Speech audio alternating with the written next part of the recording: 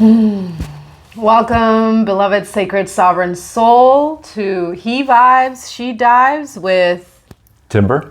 And I am Lady Drasmin. We are your hosts, and here we talk spirituality, higher magic, and anchoring the new Now Earth timeline. So today we're about to discover our topic for the next 3 weeks and see what comes through over some ceremonial cacao. We are continuing to work with the Mayan medicine, and today I added a little cinnamon. I was just feeling the need for a little bit of cinnamon today. So while Timber chooses this beautiful message today, thank you everyone for joining. If you are new, welcome. If you are returning, thank you for continuing to be present with us and supporting us with your comments, your likes, your shares, donations that come through. It really helps us so much. It helps these messages reach those that are ready to receive us. And we are so deeply grateful for your presence. What she said. Mahalo. Okay. All right, are we ready? I think it's your turn to pick. Did you pick last time? Did you pick time? Oh, yeah. Okay, it's so your it turn. is. All right, no pressure. Yeah. I'm feeling this one. All right, let's see. Here we go. Do you need your glasses? Connecting with the goddess. Oh. Oh, hey. This is you're gonna have a lot to say about this. Yeah, I'm stoked for this one, actually. Oh, yay. All right, connecting with the goddesses. So, look at that, it's piping freaking hot. You can see the steam. Ooh. Oh, whoops, hello. You beat me to it. I did, I'm sorry. That's okay. I'll fill yours up next time. Oh, thank you for serving me. Of course. Likewise. Thank you. To the goddesses. To the goddesses. 𝗚𝗢𝗃𝗀𝗃𝗀𝗀. Oh, these are still really warm. Yeah, this cast iron kettle and cups are amazing, and I put them in the oven to heat up, and then they get really hot, and then we're like, who needs fingertips? Yeah, it's overrated. Can't track us that way. I know, right? Shh, giving away all the secrets. Lightworker etiquette 101. Right. Send your fingertips off so they can't trace you in the quantum. Especially drinking cacao. That way there's love involved. Exactly. Lovingly burn off your fingertips. Yes. Speaking of lovingly burning off things, wouldn't you say that's what the goddess energy is about? Lovingly, like, burning away. Oh, and especially depending which one you're working with. So I would love for you to start and take us into this topic, because I know this was one of your suggestions. Yes. Yes. Okay, so those of you that know me well know that I work with the goddesses very closely. And I've also come to find out that I'm also there's not a lot of men that do. But there are a handful, but there's not a lot. And so the phrase I always say, and I've expressed this to you, that I literally would not be alive today without the goddesses from up there and the goddesses that are around me, whether that's my sisters, my mom, or my partners, my beloveds. Like, I wouldn't be alive without all of them. And I wouldn't be the man I am today without them. So I have a lot of respect. Because when people look at me, they're like, yeah, he's a big fucking Viking. And he's like, when people first look at me, they're like, that's toxic masculinity right there. You know what I mean? And he's a white boy, he's privileged, and blah, blah, blah, blah, blah. None of that is fucking ever been true. I grew up poor. I've not had an easy life. But at the same time, I'm big, but I also train hard to keep my warrior at peace. But I also am a healer. I do energy healing. I'm an artist. I'm a father. I love and I hold space for those around me. But I learned to do that because I work with the goddesses, and I allow them in my heart. And I work with all realms. Like, I have Athena tattooed on my shoulder because she is literally with me all the time. She's always right next to me. But I work with, like, when I need to do some clearing, I call 𝗃𝗶𝗃𝗀𝗃𝗀𝗀. And, you know, I know who to work with. And I work with all different realms of them. I work with Isis and Hathor a lot, as well as Master Mary, Mother Mary, because I kind of, they're not technically goddesses, but they're like right on that realm to me. You know what I mean? So what would you define as a goddess? Oh, I love that you asked this. Because there's woman, and then there's goddess, Yes. right? So like obviously goddess is a woman, but not all women are goddesses. Truths. So how would you differentiate the two? Well, the easy answer is like what we've been told, you know, but to me personally, it's not just like, oh, it's a Greek goddess because they're in the temples and the Egyptian goddesses and all this. It's more like you hear their stories and you hear what they've been through and what their journey has been. To me, even with my sisters here, when I see the goddess in all of you, it's because I hear what you've been through. I see your strength. I see your love, your compassion, and the willingness to not give up and to keep pushing, and to be able to hold space and have an open heart to do the work.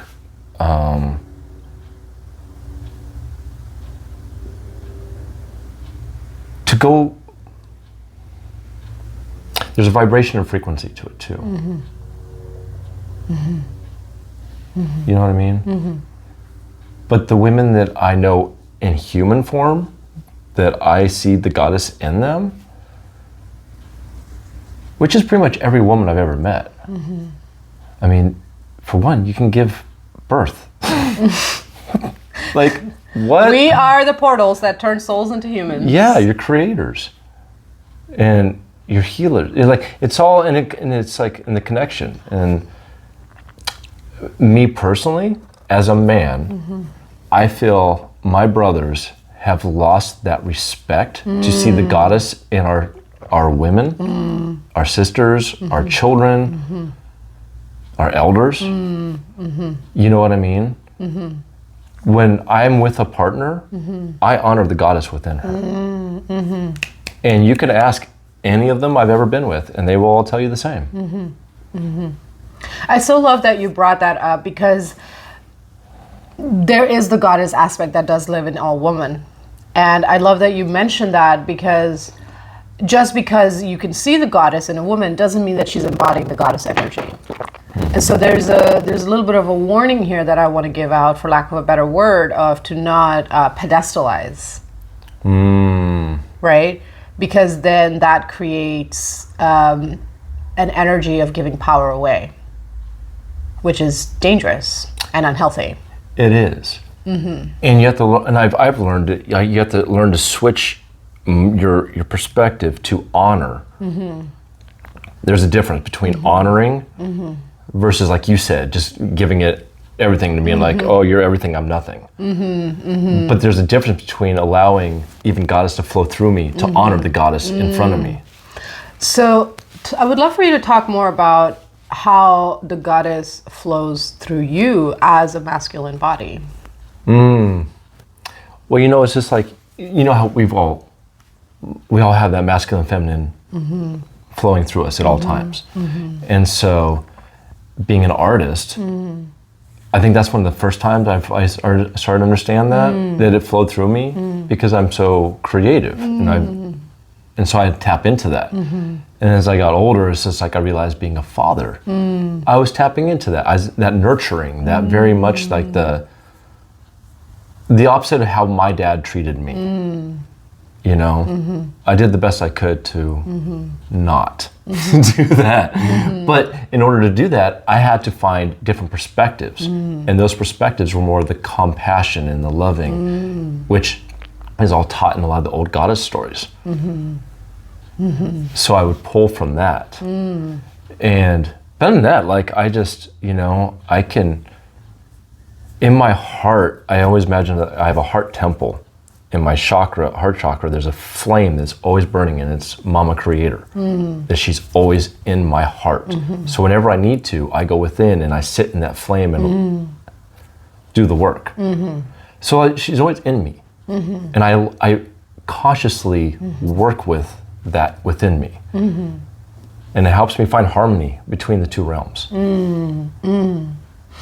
I love that. Thank you. Thank you for bringing that piece about the nurturing energy that exists within us all, coming from the essence of goddess, because the feminine energy is natural, that energy of nurturing, of life-giving, of, you give a feminine energy something, she'll multiply it.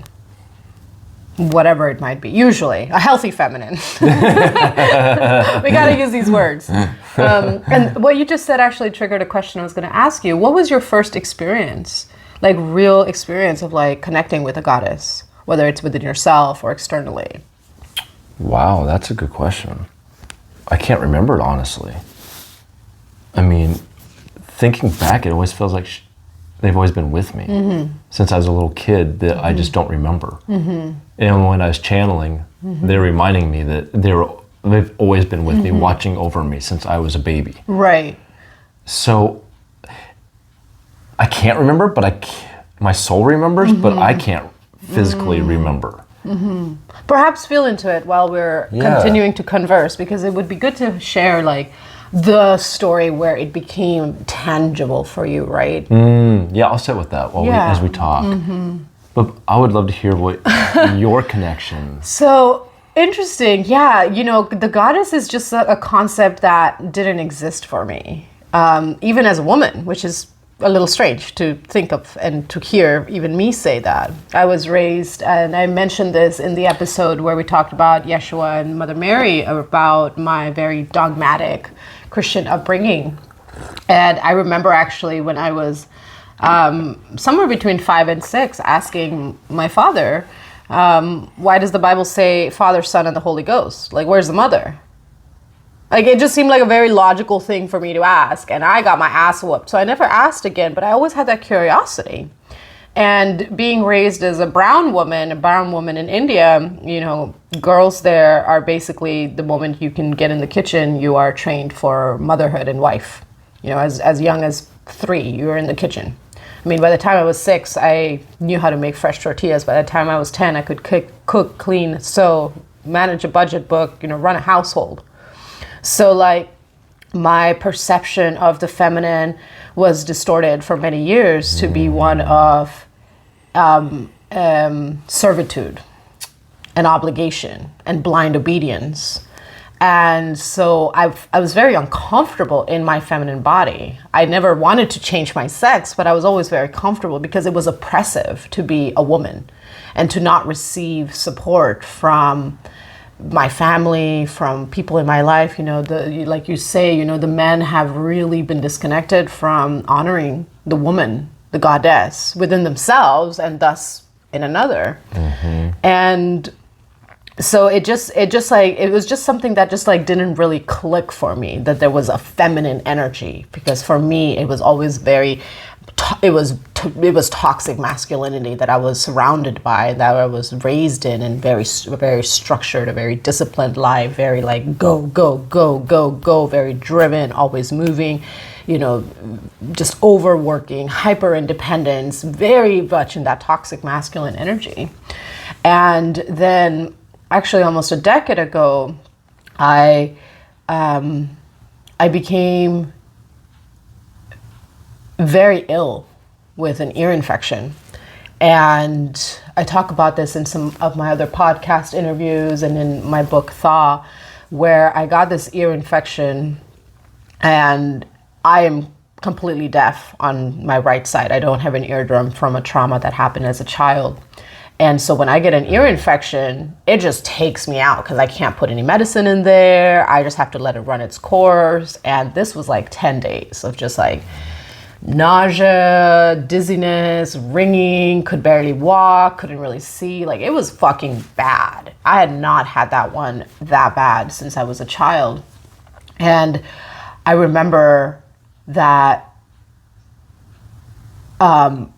during that period, is when the first goddess appeared to me. And she was this naked woman on fire, on a tiger.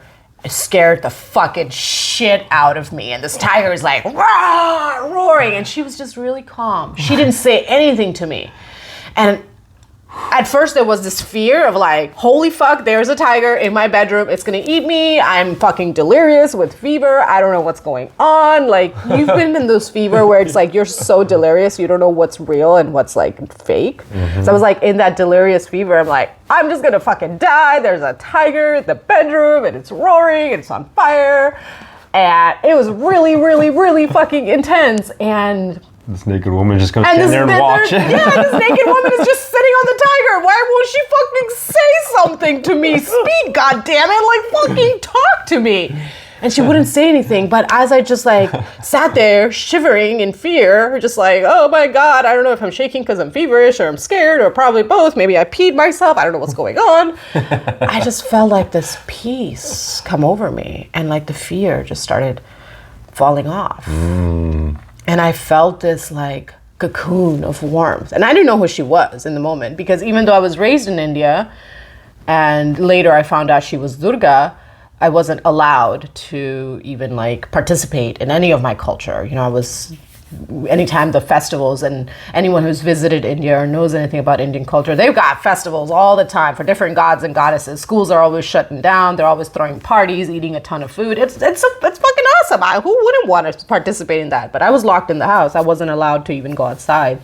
Really? So I didn't have any like frame of reference of what I was looking at and what I was getting. But this woman, this goddess on this tiger, once I calmed down and I fell back asleep, the vision shifted because I was asleep, and she came back the next day. And this time I wasn't as scared, and I was like just observing, and the tiger's kind of roaring, slightly purring, and she didn't say anything. And then on the 10th day of my experience with this ear infection, I finally felt well enough to go outside and leave my house. So I went outside, and there was like this hill right outside my apartment, and there was like the sun had just crested, and I just like laid there on the grass, and I was rolling like a dog with my tongue out. I was like so happy to just be outside and to feel the sun on my face after like 10 days of not being able to see. I was just in bliss. And then she appeared blocking me in the sun. She like ordered me back inside, not with words. I could just feel her energy. And she became the mother that I never had. She was my first experience of what I would imagine having a mother, a loving mother would be, not one who's disassociated in religious, in text and whatever. I felt that energy of support, and she visited me every single day for months. And we just like created this like silent relationship. Oh, I didn't say this. So she ordered me back inside the house, and I went back inside the house, and I went to the patio because I wanted more sunshine. And I went outside to the sun, and then I started to feel the fear again, and it like came out of me as this like green sludgy slime, and it was like pouring out of me. And then she appeared again, and the tiger started roaring and chased this green slime away from me. And I just bust out laughing. It was the funniest fucking thing. And that's when like that connection happened of like mother. Like I felt that in that moment. I was like, oh, I'm safe because she's looking out for me. And I had never experienced that from my mother, because she allowed a lot of the abuse that happened. And I was in that place for a long time where I made excuses for that. But anyway, long story short, so that was the moment where I made that connection of like, wow, this is what a mother energy would feel like. And then over the months that followed, we developed this relationship, and she would just visit me, and I would just talk to her. I would just ask her questions like I would a mother. You know, what do I do? I was right at the beginning of my elder shaman training, and so my medical career had just ended. I had just gone through a miscarriage. I was like, I just shaved off half my head. I was like in this in-between place of my shamanic training where I was like, everything was falling out of my life and I just needed counsel. I needed a place to be seen, to be held, to feel like I'm not going fucking crazy, because it felt like I was going crazy. Everybody's like, you just ended a 7-year relationship where you were engaged to a really good man. You ended a career where you were making good money. You got rid of your apartment. You got rid of your cat. Like, what the fuck are you doing? And I couldn't explain that was just the calling that my soul that my soul was leading me into. And I dived deeper into those 8 years in my book 𝘃𝗏. But she became that mother. I would just connect with her every day for a few months. And then a few months later, I stumbled upon the Awakening Women Institute run by 𝗱𝗶𝗃𝗀𝗀𝗀. And it was a Durga sadhana. It was a teaching intensive that she does. Sadhanas is a 21-day intensive of meditation, prayer, journaling, abstinence, reflection, devotional sit with a certain goddess. And 𝗱𝗀𝗃𝗀𝗀 works with the goddesses. And she shares their stories and their wisdoms and their practices. And I saw this Durga sadhana come up. I'm like, oh my God, that's her. That's the fucking naked woman. But she was clothed. And that's how I found out months later that this was Durga. And I went to the sadhana, and the day one of the sadhana, she left. And she didn't reappear for a few more years in a very different form of her face. So that was my first introduction to the goddess energy. And it completely shifted my reality, because not only did I receive this visitation from her, but the miscarriage that I experienced that year was that wake-up call of how disconnected I was in my physical body. And that was the connection. That was that experience of a miscarriage. It was a miscarriage of a baby to a man that I perceived to be holy, and he was not. And so it was really devastating to lose this child, which I didn't really know I was pregnant, which was what led me to realize how disconnected I was to my body. But it hurt me because the way this man carried himself, he carried himself as this goddess revering, empathic listener, just spiritual man, astrologer, devotee of Christ consciousness. And then I had been celibate for over 2 years when I got pregnant. And when I finally figured out I miscarried and took some time to process that, and I went to talk to him about it, his response, knowing that I had been celibate until meeting him, knowing that I violated my own vows of celibacy because of pressure from him to have sex, which I take full responsibility for, his response was, "Are you sure it's mine?" What? And it fucking broke me. It took me over 4 years to recover from his response. We were at a tea shop, and I took all of my willpower to not hurl that pot of tea at his face. I just got up and left the restaurant. Fucking broke me.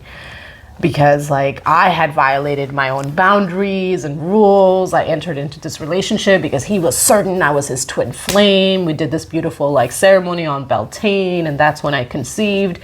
And it just yeah, and that was the experience that really brought me into my primal goddess energy of did you just seriously just say that to my fucking face? Are you sure it's mine?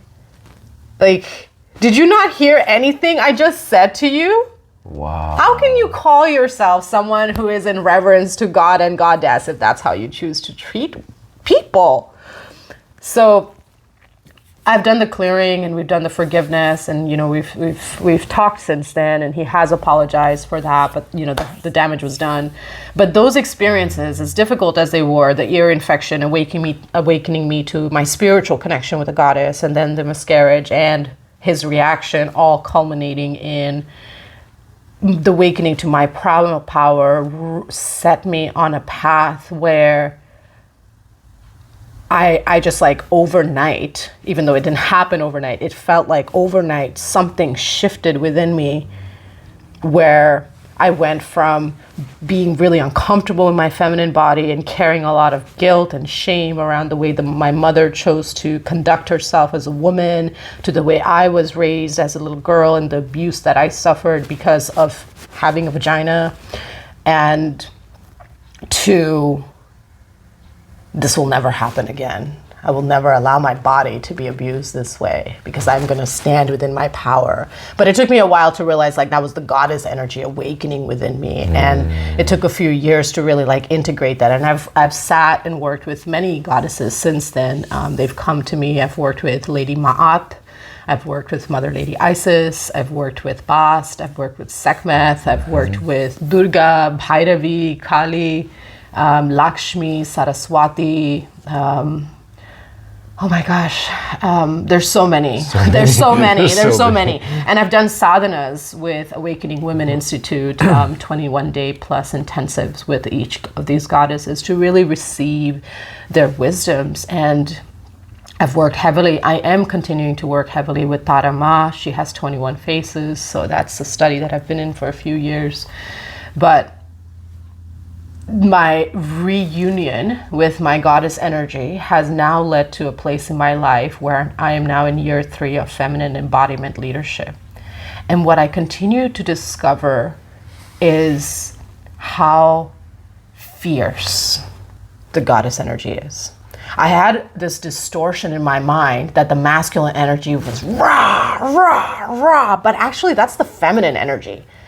The true divine masculine energy that I have met and encountered, especially over the last few months, as I've have made this contract with myself of I'm no longer accepting anything less than the divine masculine in my life. And I mentioned this in that Yeshua episode of like, this is how Yeshua shows up for me in the divine masculine. I'm coming to discover that the divine masculine is actually very soft and very patient and very calm and very steadfast. And it's a complete like different, it's so completely like way off the board of what I ever thought masculine energy was and what I experienced, because I always experienced rage and violence and abuse from the masculine. And so like to completely shift my consciousness is my daily living practice of like approaching the masculine with the tenderness, but remaining in my fierce strength. And it's you know, even with you, you know, we've had experience where it's like, you need to calm the fuck down. But if I engage with a woman the way I've engaged with you, they'd be like, yeah, queen, let's go, rah. Like when I'm with my women, we're like in our energy and we're really, but when I'm with the masculine, it's very calm. It's very neutral. It's very, I can rest here. So I'm continuing to discover how the goddess shows up in my life as I deepen in feminine embodied leadership and find that delicacy of the different shades of feminine, because that's what I've learned. I've read Women Who Run with Wolves 3 times. Do you know this book? I've heard of it. I haven't read it. Women Who Run with Wolves is like the Woman Manifesto by 𝘱𝗶𝗃𝗀𝗀. Highly recommend all women read it. I call it the Women's Bible. Highly recommend men read it too, because it shows like the different phases and shades of women. That'd be amazing. Yeah, 2 years ago, my first year of leading women's circles, I did a closed circle year-long study of the book. I'm going to do it again next year. And reading that book, it helped me start to bridge what I was experiencing in my body, what I was experiencing in spirit with the tangible reality, and how the goddess shows up in very practical ways. That's the other thing that surprised me about the goddess energy is like the God energy really shows up in stability, in structure, in calm, in order, in peace, in steadfastness. And the goddess energy shows up in momentum and building and nurturing and tending, and there's this constant flow. And I've learned like the way that we meditate as well, like the masculine meditates and finds peace and stillness, because the masculine energy is the energy of constant motion. But the feminine energy finds peace in movement, because she is the energy of holding in stillness. So it's like a paradoxical dance of the goddess energy. that I continue to discover in my everyday life, in how I go about my life. And I can't help but think of my teacher Shamli's words right now in something she said. And she said something to the effect of embodying the goddess is a living practice. It's not something that you just tap into or you pedestalize and put a statue of Tara on the shelf. You're like, oh, I bring incense to the goddess every day. It is an embodiment that requires constant humility and constant surrendering and constant tending to be that flow, because the feminine energy is like water. It's like God ebbs and flows, and then we go through our seasons where we have a lot of energy and then we're tired, and allowing that space and giving grace for that. And that's why that masculine energy is so important, because water needs a container. Mm-hmm.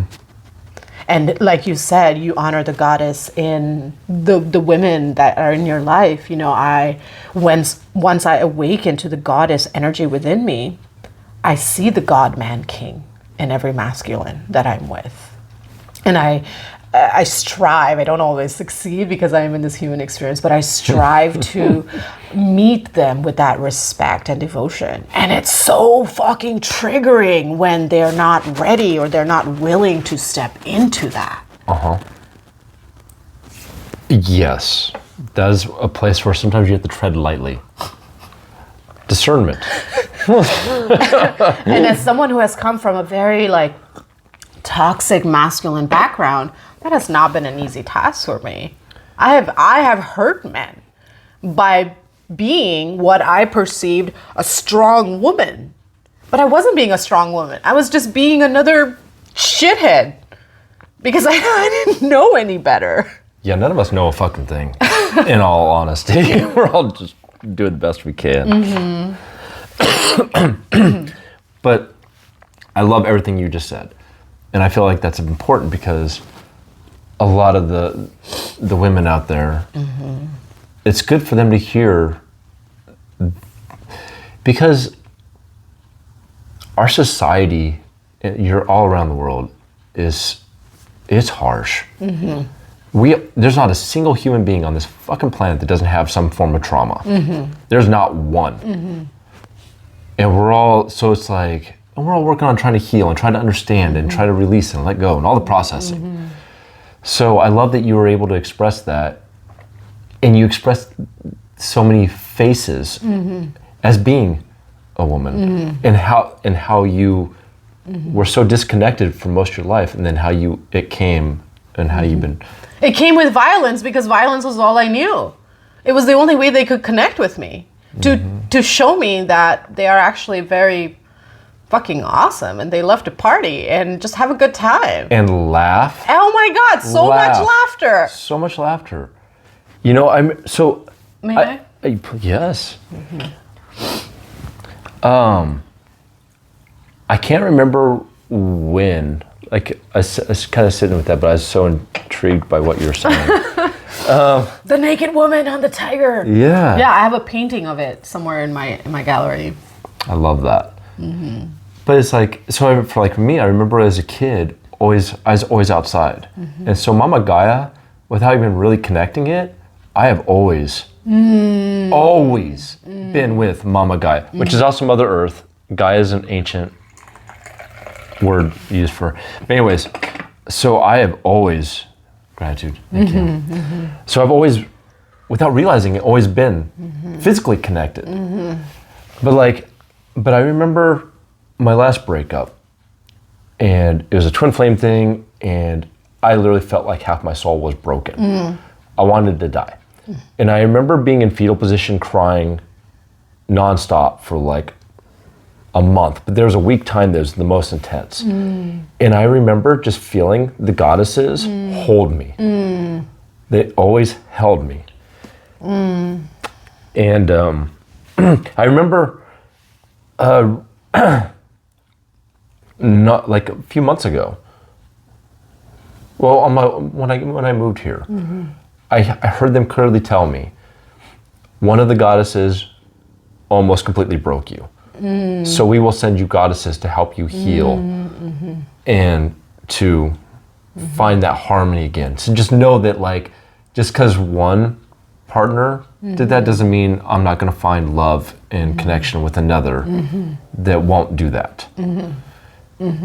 So it's like, I hold them very close to my heart in many ways. So it says it's always interesting to see how everyone's dynamic with them is so unique, and the stories. I love that you brought in Mama Gaia, because I had a vision where Mama Gaia came to me on Earth Day. She woke me up at 4:04 a.m. What time? At 4:04 a.m. Yeah. I was at my mother's house, staying in her little apartment in California at the time. And I was sleeping on a massage table for a few years. And it was Earth Day. And I woke up because there was a lot of fires that year. I don't remember what year it was. I think it was 2019. But there were a lot of fucking fires. Like, it was bad. And for a moment, I thought I was responsible for that, because I was like working with 𝗃𝗶𝗃𝗀𝗃. And like, after working with 𝗃𝗶𝗃𝗃𝗃, it was raining ash from the sky. And it didn't register for me until a few months later. I was like, oh shit, did I do that? But you know, maybe not, who knows? But I was staying at my mom's, and I was in deep fasting. I think it was day 11 of a fast. And I was fasting and praying and just like asking, you know, how can I be of service? How can I be of service in a holy way, in a way that doesn't create more abuse and trauma? And before I go into that story, I want to share something that I experience a lot within my women's circles. And this is a deep rage around not being held, quote unquote, by the masculine. You know, we women, we really need the men to step the fuck up, because we are tired. We cannot step fully into our feminine energy when we have to operate in the masculine. It is not possible. It's like you're wanting to be over here, but you're over here. Like, it just doesn't fucking work, people. Like, you can't work with your right hand if you need your left hand, and vice versa. So what you said, please reiterate that in your, you know, one-on-one video, because we really need the men to step the fuck up. And this has been like a source of rage.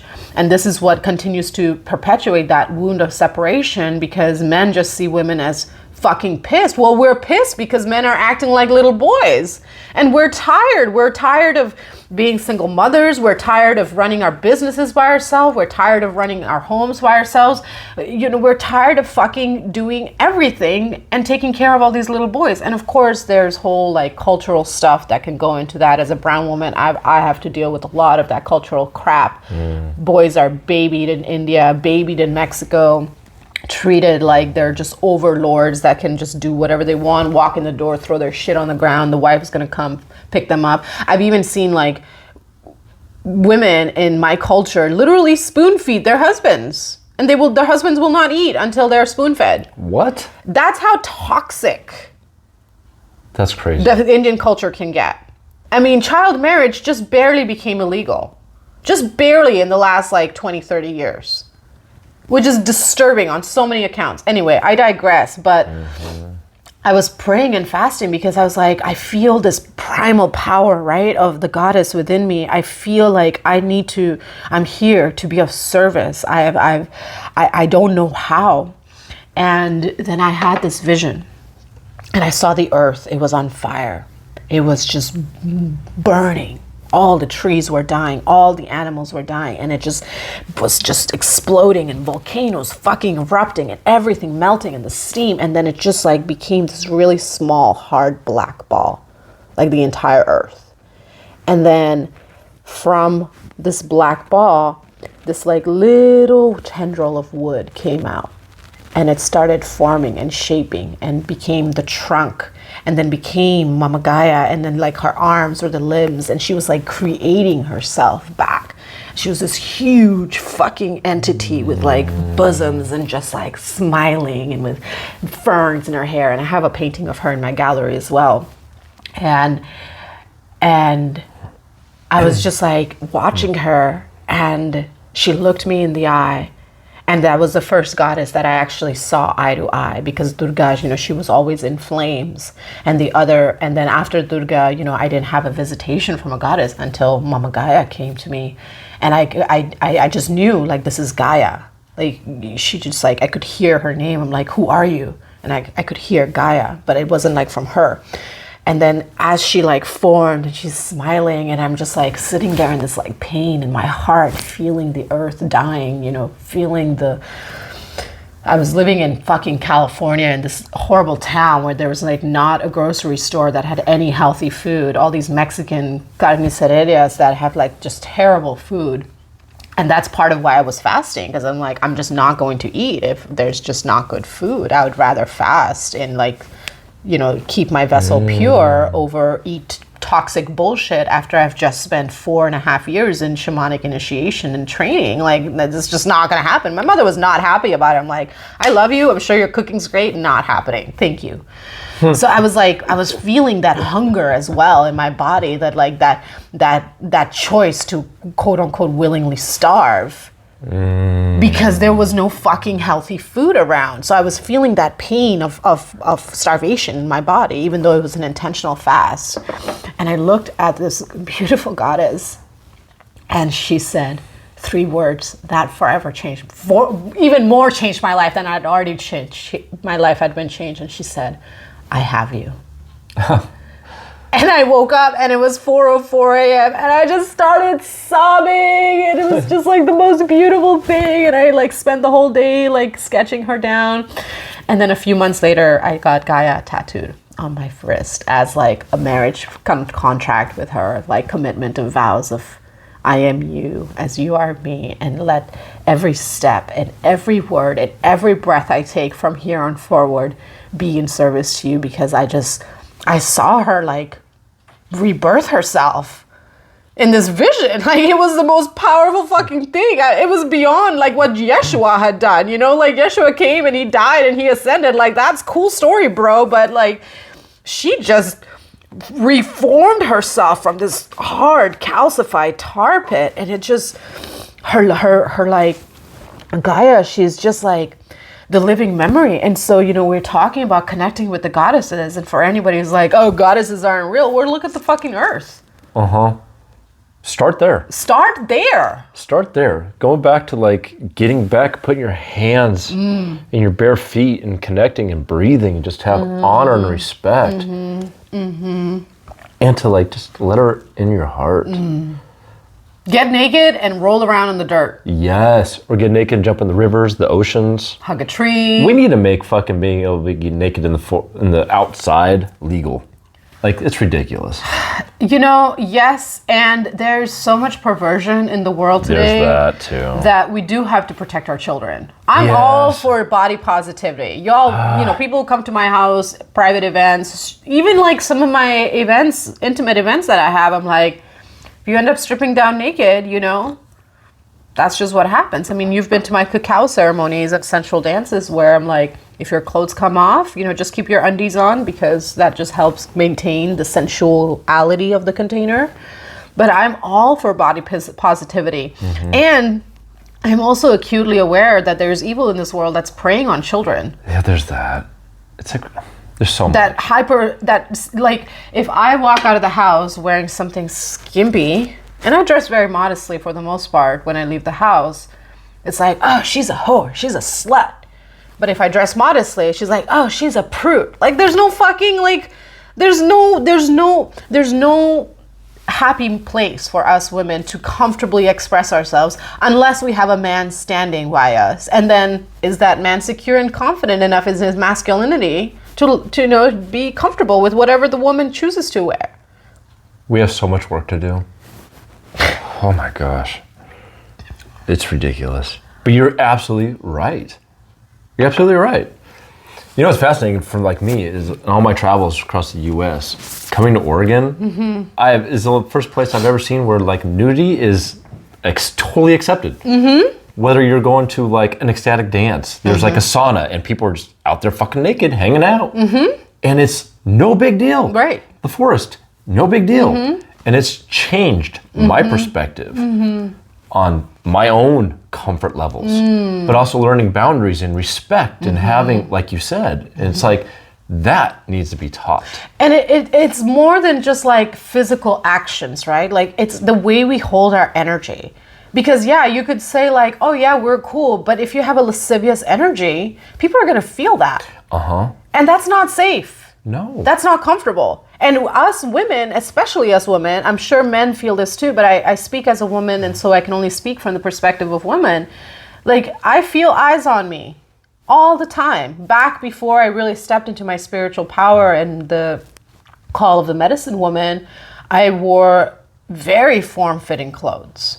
I mean, I still do to an extent, but I couldn't walk down the street without getting honked at or whistled at and hollered at. I even got into fights with boyfriends because men would pay me compliments. I'm like, I can't help that I'm an attractive woman who takes care of her body. Am I supposed to cloister myself as a nun because all you all got fucking issues that you haven't dealt with?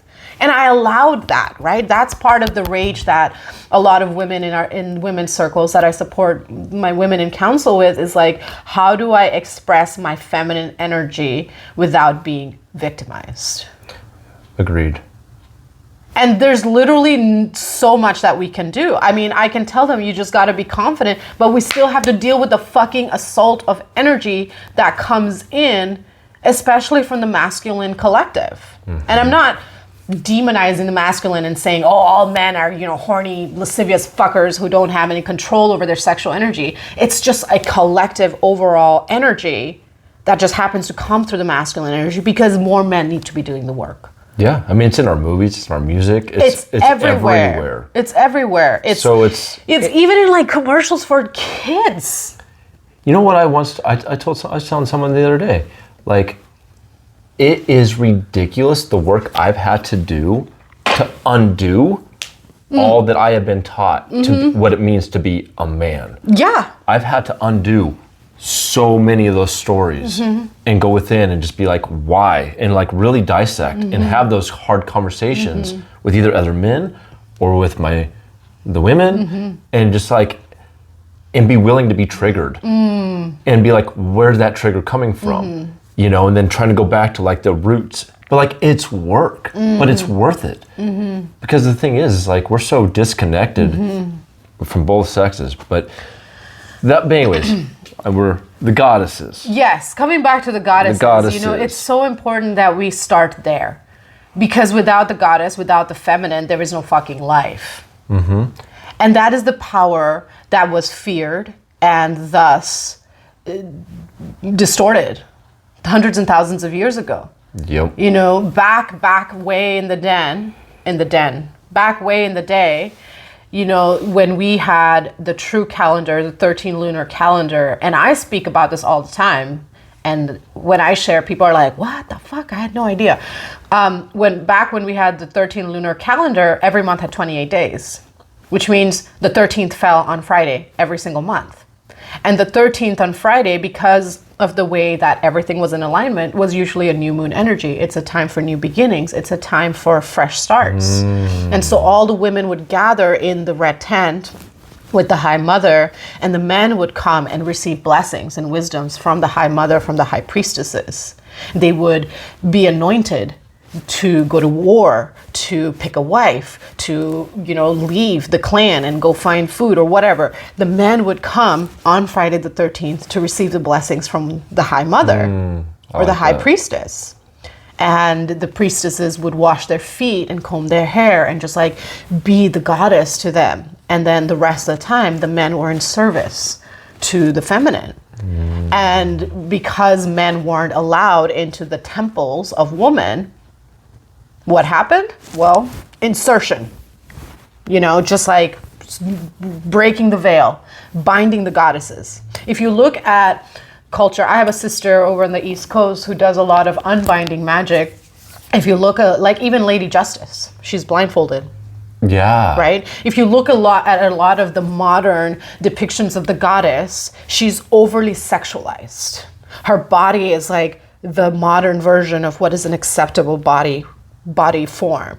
She's bound in some form or another.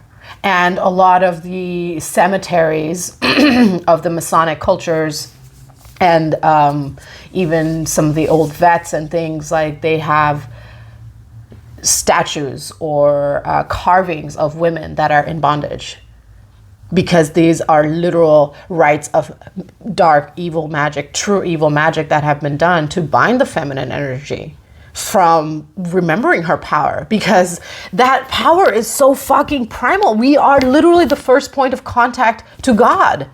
You cannot have life without the womb. Exactly.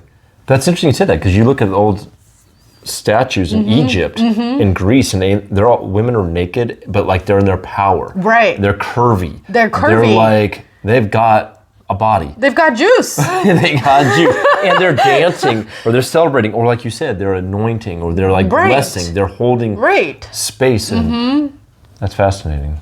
But if you look at a lot of, like, I invite you to go to a cemetery close to you, especially if it's one of those cemeteries that's from the 1800s, from the 17, 18, 1900s. Go to those cemeteries and look at the statues of the goddess there, especially if you're in the older red states, so to speak. And you will see how the women are bound and the language that is used. You'll see their paintings in like old libraries, in old like architecture buildings. You will see murals of women in bondage or under the knee of a man. And these have been attempts by the malevolence, by the darkness, over hundreds and thousands of years, that women such as myself and other priestess sisters, we actively work on breaking the energetic bonds off to restore the true temple of the goddess. But again, because we are really striving to step into the feminine energy, we need the masculine to hold us and to also be in their integrity and be in their leadership. And I've been in leadership positions most of my life, but as I've really stepped into feminine embodiment leadership, I have been calling in a masculine to support me with the legacy, to lead men's council in the soul salon that I have. And it's like so fucking frustrating for me when I see a man who has so much power not stepping into that, because it's not even me asking, it's the goddess asking. Through me. Yo, I see the crown on your head. Quit fucking around and just step in. Yes, it's going to be hard because you are the front lines. You are the way showers. But the goddesses have already been holding this for this long. And we are literally, we're going to keep going because this is literally like, for me, this is the way. But that doesn't mean that we're a lot slower because we're tired. Yes. And the biggest goddess to start the reparation work with is Mother Earth. How you vote with your dollar. Where do you buy your food? Where do you buy your clothes? Who do you support with that? You know, really doing your research on these big companies and just not participating in any of their products. You don't really need that. It's true. Let's talk about how do we cultivate and restore the relationship with Goddess within our lives, within what we can do. And for me, it's really like there. Don't buy fucking bottled water. Unless you're absolutely in the dire need, and there's no other option. If there's absolutely no other option, what a gift that's an option, right? But like, get a fucking canteen, get a mason jar, repurpose your soda bottles, right? And drink living water. Oh man, I miss getting natural spring water from Sedona. Oh, and even Mount Shasta. Oh my gosh, yeah. Ooh, those two places. I have never tasted water so good. Yeah, we're blessed to be 6 hours from Shasta. I went 2 years ago and I'm almost out of all the water I got, so it's time for another trip. But these are the ways that we can begin to cultivate that connection with the goddess. Taking time to just connect with life. I mean, we are made of the same exact elements as the earth. We breathe air. We are literally drinking the same fucking water that our ancestors drank, that our descendants will drink, because it's the same water that has been on planet Earth in one form or another since the creation of Earth. Yeah. Can you imagine if we start building communities and houses, kind of like in Lord of the Rings, how the elves they create structures with Mama Gaia. They're not totally just like destroying and being like, that needs to go this. Instead, they're like, how do we co-create with it so we're not doing as much damage, but still doing what we need to do? I mean, we're still human, so we still enjoy our hot showers, our toilets and whatnot. But there's ways that we're at a point with technology and where we can really design things in a way better way than we've been designing. Oh, absolutely. But that's part of what you're talking about. That's also, right. You know, it's where we're voting with our dollar. It's supporting corporations, entities that are destroying the earth because they have the money to do so because it's coming out of your pocket. And they give no fucks. They give no fucks, so you need to give a fuck. Whereas small businesses that do have to charge more because it's so hard to compete and keep their doors open, that's a whole nother. That's a whole other conversation. Like apothecaries, like every town should have an amazing apothecary. It's needed. You know, it's interesting what you said, because I'm almost hesitant to say this out loud. Good, that means it needs to be spoken.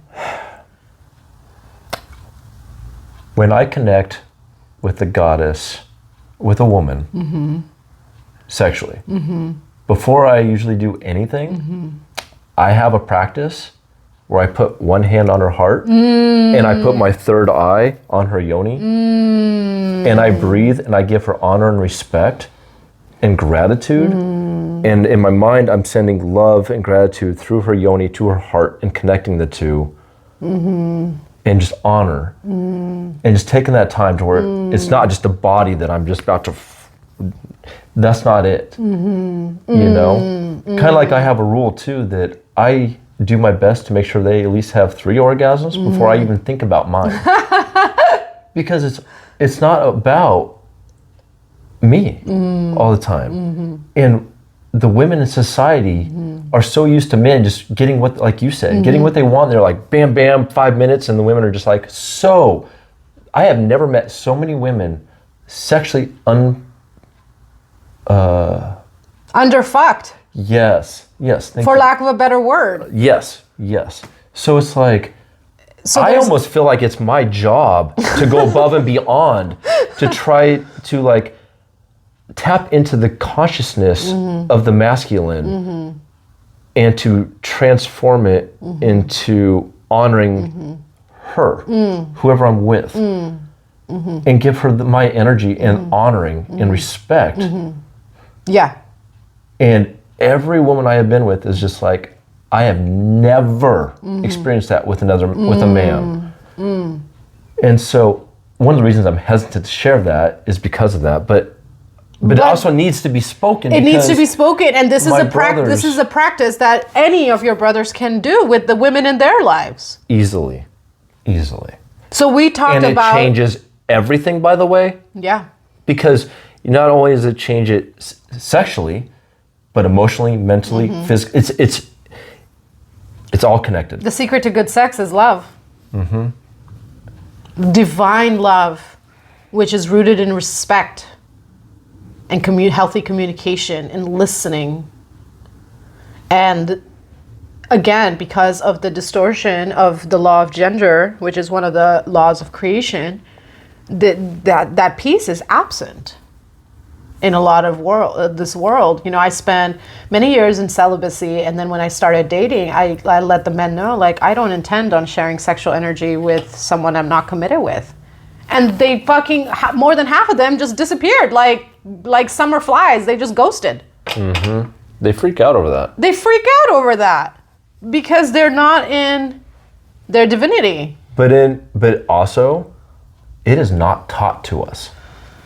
We are not taught that as men, which is bullshit. Like I said, I still have a long ways to fucking go. I am far from fucking perfect. I'm not even trying to be perfect. I'm just trying to be better me. But like everything, I go back and all the things I've been taught or seen with men and stuff, and I'm just like, we've all been lied to from a long time ago. Yeah. those that run everything know exactly what they're doing. Oh yeah. They're separating us. They're making it to where we don't respect each other as different. Like there's, I can go on and on. Divorce is pedestalized. But it's like, but yeah. So I just want to bring that practice in as, Thank you. as a way to honor Thank you. your physical goddesses. Right, because we talk about Mother Earth, who is our primary goddess. She's the mother of us all. And then let's talk about the women in our lives, right? So you're talking about your sexual connection with women, which is really beautiful. And I love hearing about this practice. Thank you for your vulnerability and your courage in sharing that. You know, as a tantrika, you know, I also do practices with my partner before we have and share sexual energy, and we pray before every time we make love. We have a very special prayer before he enters me, and like the eye contact is so important, and like the hand on heart, like my hand on his heart and his hand on my heart, and just like taking time to like build that. And he honors my no when I'm like, I'm just not there. And aside from the sexual energy, another big way that all men can respect all women is to fucking honor her bleed. Okay? Yes. Like if a woman is bleeding, she doesn't give a fuck what's going on with your day. No offense. It's just the truth. Like, we are cramping, we are tired. Just take care of the fucking dishes. Clean the house. Yes. Scrub the toilet. Don't ask us what we want, just fucking do it. Women don't like questions. Women want action within reason. Don't just, you know, take things from their hands when they're in the middle of doing something. That's consent. Thank you. Still have consent. But like, learn about a woman's body and her seasons and cycles. And this is what I teach my women in circles. And I share the practices with them. They're like, why isn't this taught in school? And I'm like, well, this is why I have founded Drasmin Dreamworks, to create a global education temple that really reveres the masculine and the feminine. But like, the young women, the elderly, the in-between, you know, we women, regardless of whether we're bleeding or not, we go through 4 different seasons every single month. We go through, each week is different for us. There are weeks where we have a lot of energy. There are weeks where we don't have a lot of energy. And to expect women to operate like the masculine is not respectful, is not connecting to her goddess essence, is not listening. And so even if you're not connecting sexually with a woman, you can still show up for women from that place of reverence. Yeah, I take care of my sisters. You know that. I do my best I can. I'm not perfect, but I still show up with love and respect and compassion, and I'm willing to help if I'm able to. I would love for you in your share video, of course you're going to share about whatever is guided, but I would love for you to really speak to the masculine collective of, you know, almost like a column base of, this is what we are taught, this is what you do. That's a book I need to write. Fuck, right? In all actuality, I've been feeling that. Right? But you know, from my perspective, it's also hard because we've gotten to the point where women have been through so much, and I don't blame them, but it also makes it for those of us that do our fucking work, it makes it hard. Like, I can't even, most of the time, I can't even say hi to women and just have kindness without them thinking, he wants to fuck me. And I'm like, I do not want to fuck you. I am just trying to say fucking hi. I've almost made a shirt that just said that. It's like, to all the women out there, I am not trying to fuck you. I am just trying to be fucking kind. I laugh, but I know that you're being serious. I'm dead fucking serious. And I know that that's a wound that the masculine carries, and I was shown that a few years ago. So anytime a man, especially a man, asks me, like even with you, when you asked me like, hey, do you want to go get drinks? I was just upfront. I'm like, is this a date or a friend? And you're like, no, I'm not dating right now. I'm like, cool. Awesome, right? So that's the other piece of like connecting with the goddess, or just connecting with fucking people in general, regardless of the gender.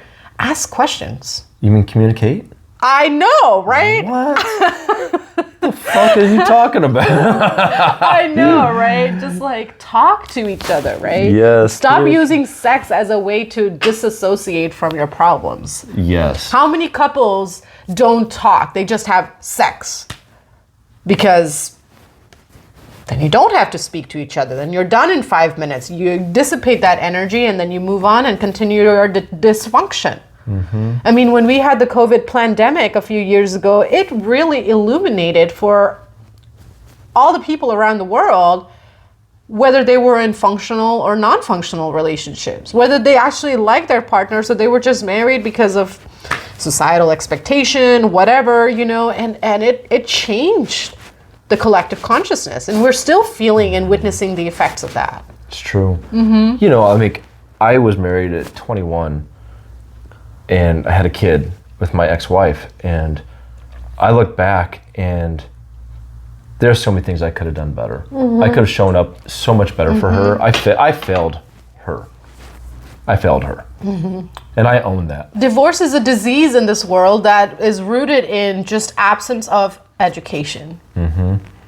Don't get married. Don't have children. This is going to take me into a tangent, but like the whole idea of like getting into a relationship is to build a life together. So talk about your values, right? Like like the big thing about that I see in divorced couples, especially like divorced couples who have children, is their values don't match. And my only question is, why the fuck didn't you have these conversations before you decided to have a child? You know? Like, even with my current beloved who has a beautiful teen daughter, you know, I hear his stories of like his frustration and challenges around, you know, now his daughter is coming into her adulthood, her young adulthood. And I'm just like, I have to bite my tongue. Because all I can think of is like, why the fuck did you decide to have a child anyway with this person that you clearly just don't have much in common with? But that's not my place to speak, right? But it again brings this question of like connecting with our own inner goddess, learning how to listen, right? That's the key step. We've talked about how to connect with Mother Earth. Drink water that's not bottled unless you're in absolute dire straits. Think and do your research where you spend your money, right? Like how you take care of your home, the products that you use. We've talked about connecting with the goddesses of the women in our life, sexually and non-sexually. Now, how do we connect to the goddess energy within? And I think that's important because especially for men, if you can't connect with that, then that's one of the main reasons why we can't express it to our women. Because we're not taught that. So what's a practice and an action step that you can give to a masculine who's really wanting to connect to that goddess energy? Because we can only show up to others to the depths that we show up for ourselves. I would suggest starting with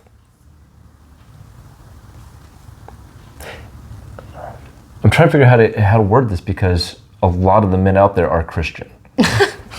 And I have a hard time trying to express what I need to with that mindset. I get where you're coming from. You know what I mean? So I'm trying to figure out how do I share this in a way that no matter what men believe, they can connect to it. Yes, thank you. So it's more of because like I said, to me, creator is a goddess, is female, more female energy. So I would say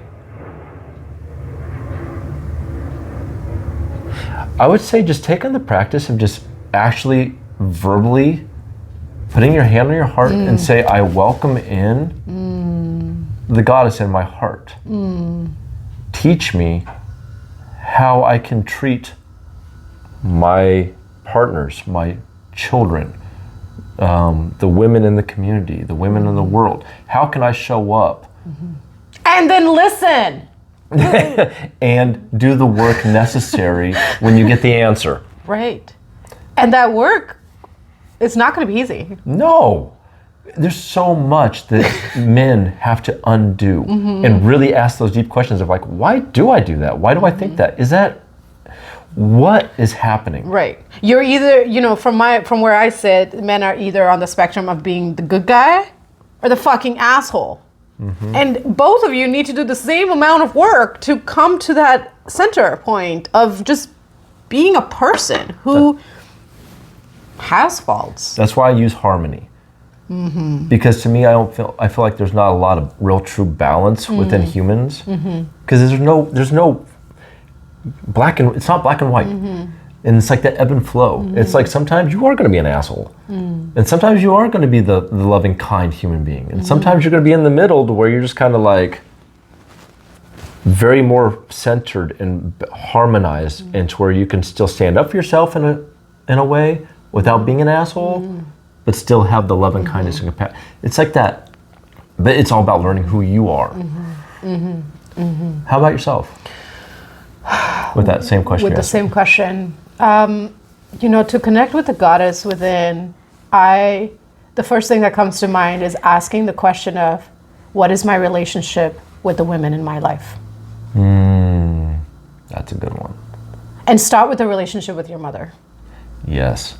Because it all starts with your mommy issues, men. And with women, it starts with your daddy issues. Not saying that you can have both mommy and daddy issues regardless of your sex, but really look at what was my relationship with my mother. Because that's the first relationship with women that you have.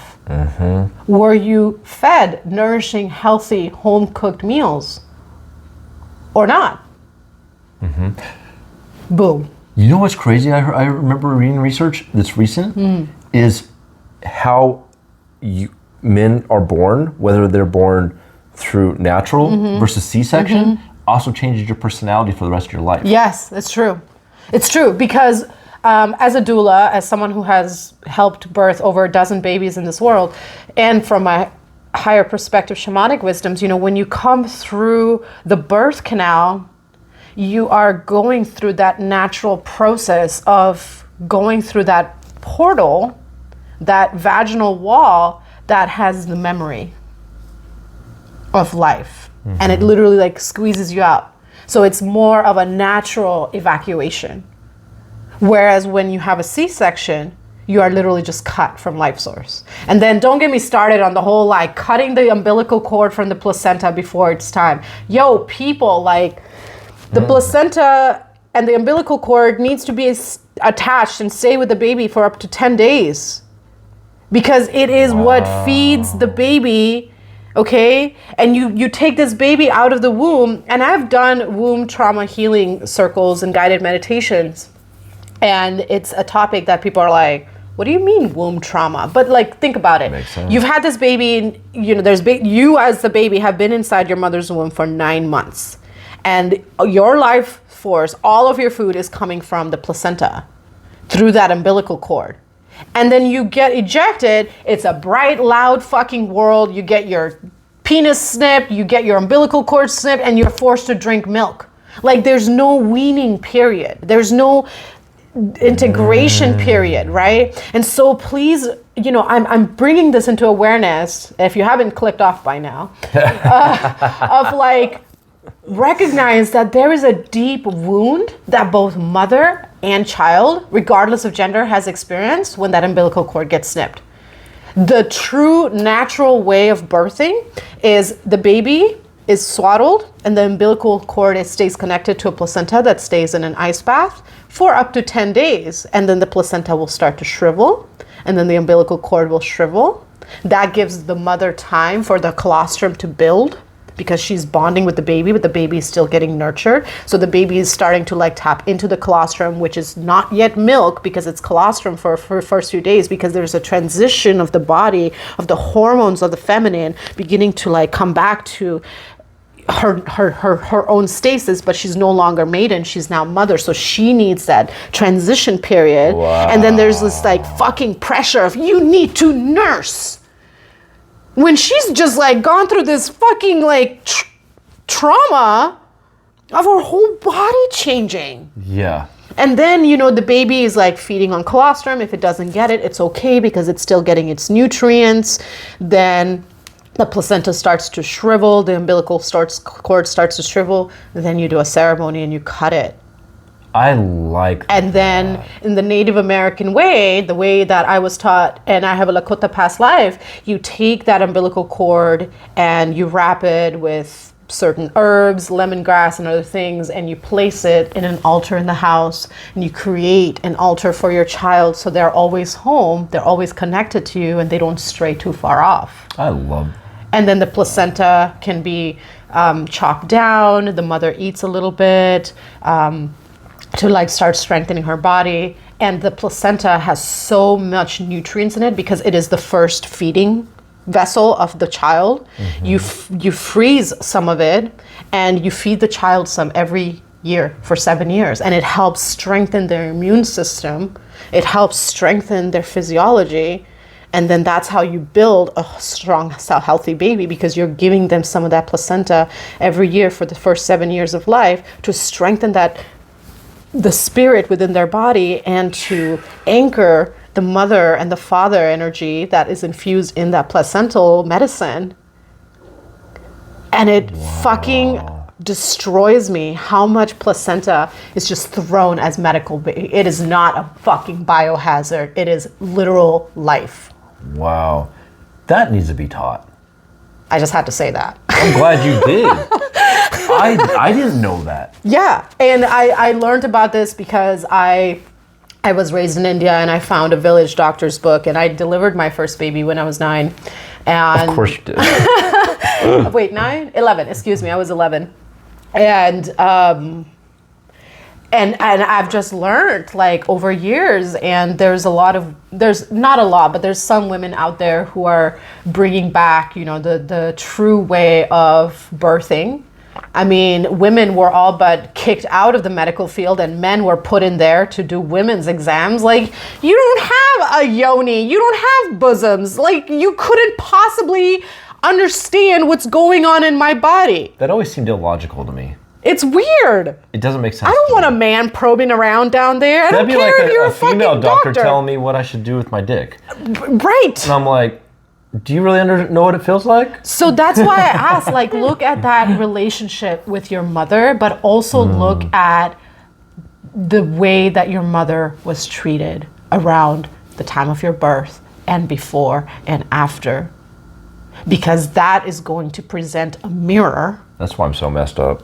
Of how you relate to your own goddess energy and to the women around you. Just start looking at your relationship with your mother, and look at your mother's relationship with herself.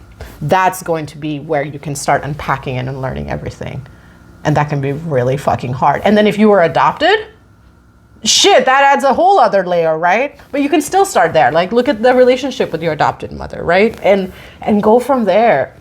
And then you'll start quickly seeing where you are in pattern of destruction and perpetuating that pattern, because that's literally all you know. And really be gentle with yourself, right? Because this is the other piece. It's like that shame and guilt. And this is a download that I just got a few days ago. We also inherit our ancestral shame.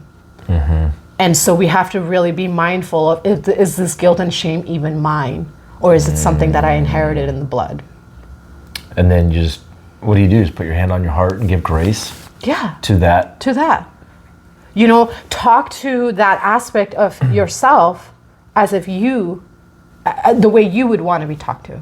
One of the biggest driving forces of my mission and everything I do and the way that I just live my life is to create a world, to create an education temple, to create structures and quote unquote systems, not a word I like to use, that I never had. As a sovereign, as a woman, as just a fucking person in today's world. So like, look at what was my relationship and then respond in the ways that you would have liked to be responded to. And that's how you start breaking the cycle. That's how you start repatterning. That's how you learn how to parent yourself again. And it's gonna take time. Get therapy. And you might need a psychologist. You might need a shamanic practitioner. You might need someone who does an infusion, which is me. Allow yourself to ask for help, because you're basically going back to the drawing board of the womb. So you're like a baby again. What do babies need? They need a lot of fucking support. They don't just come out of the womb and start breakdancing. Seriously. So like, really be gentle with yourself of like, wow, okay, what do you need, little one? Oh, teenager, you be pissed right now. Do you need a snack? Like, what's going on? Really like start communicating with yourself in the ways that you would like to be spoken to. I like that. Yeah. There's so many ways to communicate with the goddess. So many ways. There's so many ways. And I remember I've been told from them that they really do enjoy you talking to them, like you do, you and me, like everybody else. And also to not believe all the mythology stories of their creation. Oh my God, thank you for saying that. Because you have to remember. That is. Wow, that's yummy. Because all of them originated in way back in Atlantis and Lemuria, where all of our records and stuff are all hidden and destroyed from us. So like destroyed. The Vatican has them all. Don't tell them, let them tell you any fucking different. It's true. Anyway, yeah. So anyways, but like, get to know them. Get to know them on your in a personal level, because they, like you were explaining earlier. And they speak softly. Yes, and they will come to you in the form that you need them to at that time. Right. And they, like you were saying earlier, years later they may show up in a different form, in a different way. In that moment when I first experienced the goddess, I needed that ferocity. It scared the fucking shit out of me, maybe not literally, but that's what I needed. That's what was familiar to me. Where I needed that soft and love and compassion and holding, where I'm like, wait, what? Exactly. Yeah. I needed a defender. You needed a nurturer. And the goddess appears in the ways that we need. Not in the ways we want, but in the ways that we need. They know better than we know. Of course. And they're already here. Like you said, you knew that the presence of the goddess was with you your whole life. You know, now that I think about it, you know, the presence of the goddess in the form of my grandmother was with me my whole life. She was murdered when I was 6. And I have a tattoo of her. She was the first tattoo I got. But her presence and my brother were the 2 pillars that held me through all the fucking shit that I went through as a child. And I guess now that I think about it, she was a goddess for me. I never really saw her as that until this moment. Wow. Interesting. Thank you, Grandma. Thanks, Aunt Mama. Wow. Never even crossed my mind until just now. Wow. It's such a shift within me. I had to redo that too, because my grandmother, one of them, was never nice to me. But like, I remember after she passed, she came and apologized. But then I saw her light, and then I saw her love, and I saw the goddess within her as well. So I'm able to retell those stories of what I went through the childhood versus what's actually real. Thank you for saying that, because, you know, sometimes the women that come into our lives are really not operating from a place of love. Not at all. You know, and I've had to, you know, I continue to do this work with my mother, who is still living, bless her soul, where she's just not, you know, from my perspective, operating from her full divinity. But that is my choice, to either accept that and perpetuate that story of she's a bad mom, or she's a woman who did her best to her best knowing, who chooses to stay in sleep mode, but I can choose to see the divine in her and have respect for her. Because that's the contract she signed up for. Because that's her fucking contract, and who the fuck am I to say otherwise? I don't know, that's her contract with her soul. But I can, and I've had to do a lot of therapy work, people, like hundreds and thousands of dollars and hours on, I don't have to like what she does. I don't have to like her choices, but I can still honor her as the womb who brought me into this world. I can still respect her and check in on her and show love and appreciation. And if I'm feeling triggered and angry and not feeling like I'm coming from a place of love, I don't have to engage, because consent works both ways. We do not have to consent to engaging with certain people in our life just because we're related to them. Not at all. Not at all. So let's bring today's conversation to a close of connecting with the goddesses. Did you think of an experience, by the way, that was your first visceral experience with connecting with the goddess? And if you haven't, maybe you can talk about it in your individual video. Kind of, but not really. But I remember I met White Buffalo Woman in my first sweat lodge when I was 17. And I didn't consider her a goddess at the time. But I mean, I've worked with her since, you know, but I don't, I remember that moment was what really changed the course for me in my spirituality and everything else moving forward. Like, everything fucking shifted for me. So... Thank you for bringing in that sweat lodge piece, because women would go to red tents and men would go to sweat lodges. And it's so important for men and women, really, both sexes, to find their sex circles. That sounds weird. To find their same gender circles and make that your part of your living practice. Show up to women's temple monthly. Show up to men's council monthly, because we need to restore the rites of passage, the continued tending of brotherhood and sisterhood, and that can only happen in certain containers. I feel like we need a third circle also to bridge them, so we can teach each other. Right, absolutely. But that can only happen when the masculine is in his power and the feminine is in her power, and they are in power union, operating from the place of divine. Until that happens, you just don't have that. Truth. You know? I have been asked multiple times to lead men's circles. And I'm like, I can't. I don't have a cock. But I would be happy to co-host a mixed gender council temple.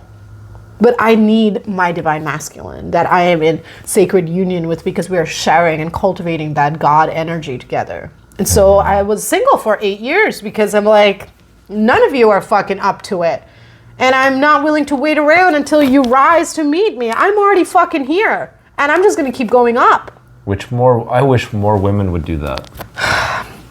We're going to pause here before we go into the conversation of sexual energy. Know your worth. On both ends, right? On both the masculine and the feminine end. Like, use your sexual energy to heal your soul. Use your sexual energy to clear the karmic debt. Use your sexual energy to create dharmic credit. Use your sexual energy to be a voice for the quote-unquote minorities. And the goddesses will definitely help with that. Oh yeah. Big time. Big time. Such a blessing connecting with you on this topic. I'm so glad this came up. This was really good. Me too. Gratitude. We would love to hear from you, your insight on today's episode, and what is your relationship with the goddess right now, and what practice do you use to connect with the goddess daily? Let's end with that.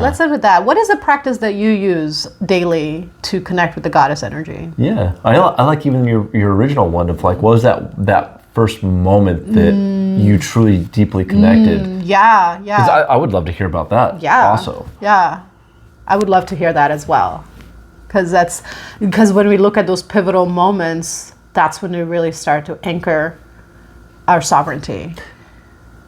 It's like, oh, that was a vital fucking moment, and I did like connect with my divinity and sovereignty in that moment, and I continued evolving from there.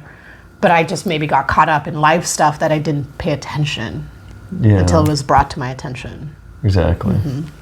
Yeah. So, gratitude for staying with us this long. Yes, it's a little long episode. But wait, what is your daily practice of connecting with the goddess? And then I'll share mine. My daily practice? Yeah. One of your daily practices. I know you have several. Yeah, I mean, I start off with just waking up saying, thank you, Mama Creator. And I always tell people I'm a big fucking lion, pretend to be a human.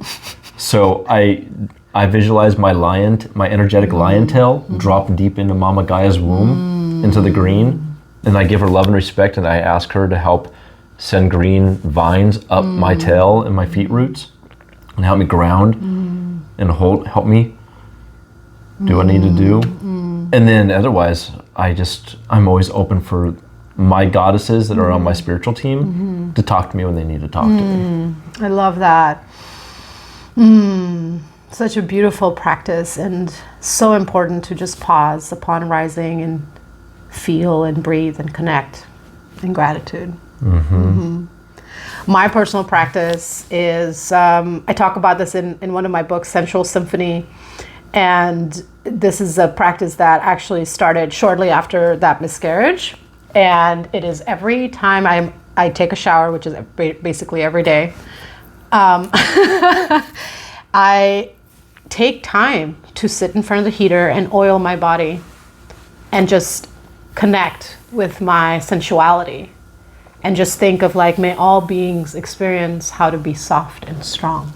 And I just take time to just appreciate every curve, every line, every scar, and just like, you know, sometimes I have like 30 like a minute and I gotta go, but I make sure like that is a practice that I never skip. I've been cultivating that practice for, I don't know, 6 or 7 years now. And it is my way of connecting with the goddess within and connecting with that divine energy of the goddess that exists all around. And it's like the central practice that just really sealed in the embodiment of the feminine energy for me, because it's like, look how strong my body is, but I'm being so soft right now, and I'm really taking my time. And sometimes I have like a whole 20 minutes. And with my partners, when they spend the night and we shower together, we take turns oiling each other. And like the way I've seen the masculine shift when I take my time to just oil their body and just appreciate them from that place of loving kindness and awareness, it's like, I've never experienced that before.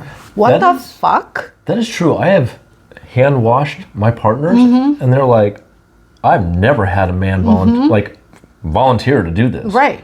So that's a practice that you can really cultivate, you know, when you're in the shower, regardless of your sex. Like, take a moment to really like appreciate, like, wow, look at the strong body. You know, when you're getting dressed, you can take an extra 5 minutes to just like oil yourself and nourish your skin. The skin is your largest organ and is severely under taken care of. And just like, everybody's like, wow, your skin is so great. Well, I'm just like, I just take care of my skin.